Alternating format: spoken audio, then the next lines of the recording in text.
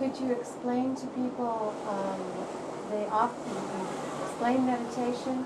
Could you give them a few steps and a few ways, a few avenues to do their own exploring? What is the most effective ways to begin? In meditation, there's 1,000 different ways to meditate, and people should pick a way that suits them. The two most common ways are with a mantra, where you say some basically nonsense sound, and by nonsense I mean it's not a word that means something to you particularly, and you let that keep all the chatter, all the thoughts going on in your head, you let that keep that at bay. That's all the sound's supposed to do. It's supposed to keep you occupied doing something that's innocuous. It's just fluff. You know, that's the technique. So you say the mantra. A good mantra would be sharing, sharing, not sharing, but sharing. Because ring has a sound that rings, and that's kind of helpful. But other than that, and you can make up any sound you like. You know, it doesn't have to be that one. Again, you have to do the research. Use a sound that works for you. Now, if you keep saying that sound in your mind, then you can't be thinking about anything else because you're thinking about that sound. But that sound is not operative. There's no way for you to be judgmental about that sound. It's just a sound. There's no way for you to analyze that sound. It's just a sound. So the analysis and the judgments and all the ego attachments go away because it's just some sound. It doesn't mean anything to you.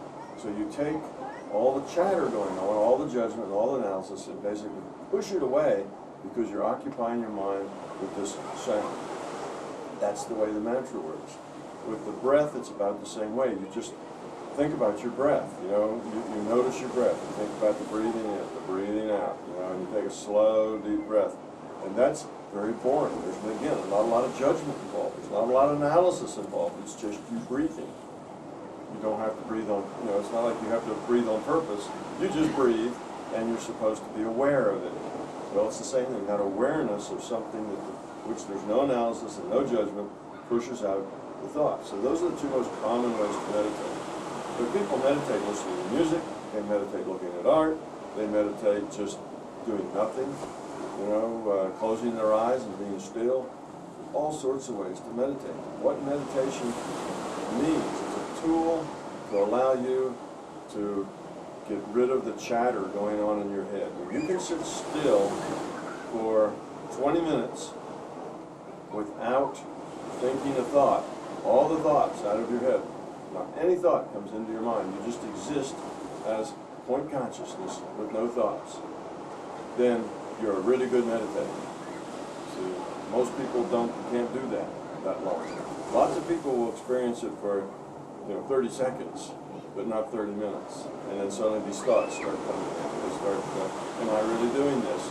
And gee, I wonder if this is that point consciousness state, and suddenly they're analyzing and they're judging and they're doing all these things that interrupt you. And then it's gone. So meditation is really not so hard. People let go. When you're meditating, you want to let go of the physical sensations. So you don't, if children are playing next door, you let that go. You don't really listen to it. You don't let it bother you. There'll be sounds, there'll be things going on. It's not that you don't know you have a body, it's that you don't operate on anything that has to do with those senses. Your sense state is there, you ignore it. You just let it go. You detach from it. So basically, you let this reality go. And when you let this reality go, you're in a different reality. Now, people do that all the time when they read a good book. When you sit down with a book that really grabs you, that you really get into, you do that. You lose your sense data. You no longer hear, the traffic outside on the street. You no longer hear, your dog walking around in the house. All these things just disappear. It's just you and the story. Well, meditation's like that, except there's no story. It's just you without a story, and you let everything go. So meditation is, in book 1, chapter 23, I have a long aside, probably 10 or 15 pages to describe meditation.